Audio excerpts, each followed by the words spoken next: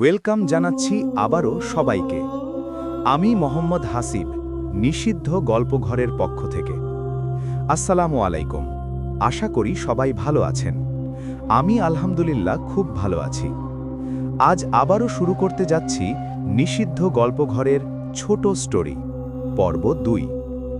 আমি সিলেটের এক গ্রামে থাকি। আমাদের গ্রামে একটা জায়গা আছে, না বলা পুকুর। লোকজন বলে পাকিস্তানিরা নাকি এখানে বাঙালিদের মেরে ফেলত। কেউ বলে ওখানে বদ জিন থাকে। আমি এসব বিশ্বাস করতাম না। এক বিকেলে গেলাম পুকুরটার কাছে। হঠাৎ খুব ঠান্ডা বাতাস, চারপাশে সম্পূর্ণ নিস্তব্ধতা। পানির দিকে তাকাতেই দেখলাম পানি নিজে নিজে নড়ছে। ঠিক তখনই কেউ খুব আস্তে আমার নাম ধরে ডাকল। পানির ভেতর থেকে ধীরে ধীরে একটা কাদামাখা হাত বের হলো। ভয়ে পিছতে গিয়ে পা পিছলে পড়ে গেলাম পুকুরে। ডুবে যেতে যেতে দেখলাম অন্ধকারের মাঝে অসংখ্য চোখ।